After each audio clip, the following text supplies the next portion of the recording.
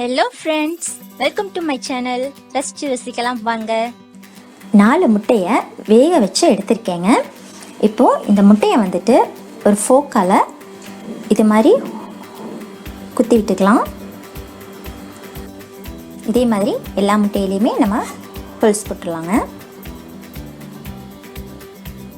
பேனில் 1 ஸ்பூன் அளவுக்கு எண்ணெய் ஊற்றிருக்கேங்க. கொஞ்சமாக சால்ட்டு சேர்த்துக்கலாம்.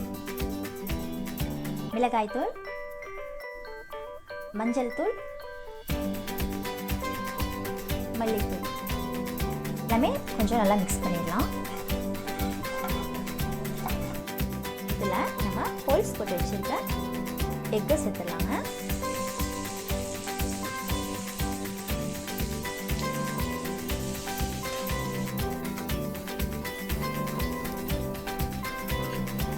ஒரு 2-3 நிமிஷம் இருந்தால் போதும். பேனில் கொஞ்சமாக ஆயில் ஊற்றிருக்கேங்க.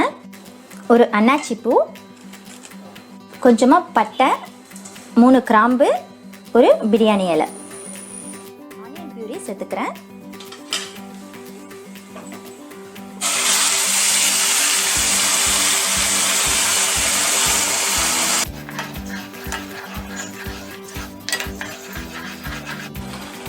பாருங்கள், நல்லா கொதிச்சிட்ருக்கு.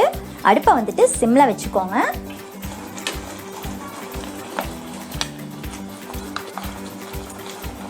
இப்போ இது கூட 1 ஸ்பூன் அளவுக்கு ஜிஞ்சர் கார்லிக் பேஸ்ட் சேர்த்துக்கிறேங்க.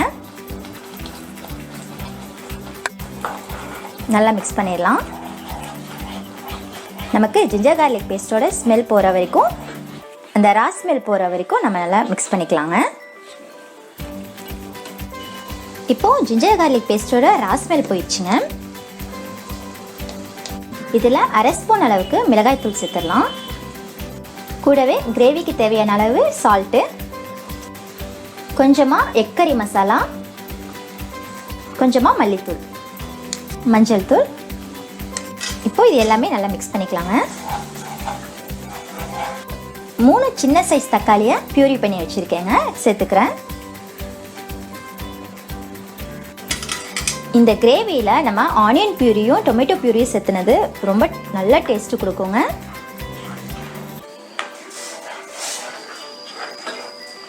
இதை நல்லா மிக்ஸ் பண்ணிவிட்டு நம்ம ஒரு 5 மினிட்ஸ்க்கு லிட்டு போட்டு மூடி வச்சிடலாங்க.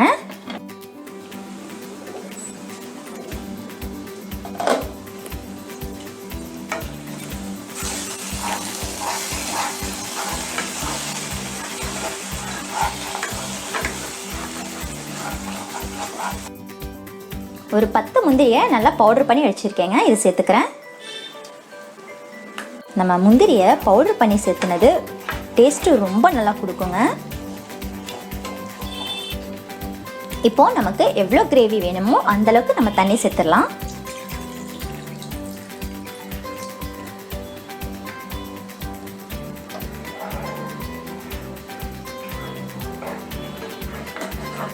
நம்ம ஏற்கனவே முட்டையை ஃப்ரை பண்ணுறப்போ அதுலேயும் சால்ட்டு காரம்லாம் சேர்த்துருக்கோங்க.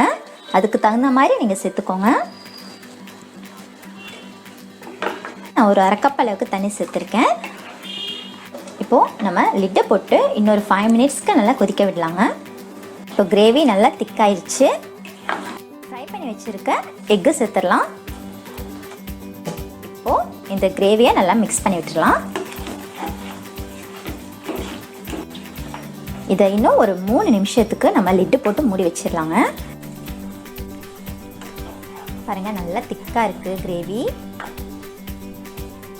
கொஞ்சமாக கசூரி மேத்தி மட்டும் சேர்த்துக்கலாம். அவ்வளோதாங்க, நம்மளோட எம்மையான எக் கறி ரெடி ஆயிடுச்சு. இட்லி, தோசை, சப்பாத்தி, பரோட்டா எல்லாத்துக்குமே நல்ல காம்பினேஷனுங்க. நீங்களும் இதே மாதிரி உங்கள் வீட்டில் செஞ்சு பார்த்துட்டு எப்படி இருக்குன்னு எனக்கு கமெண்ட் பண்ணுங்கள்.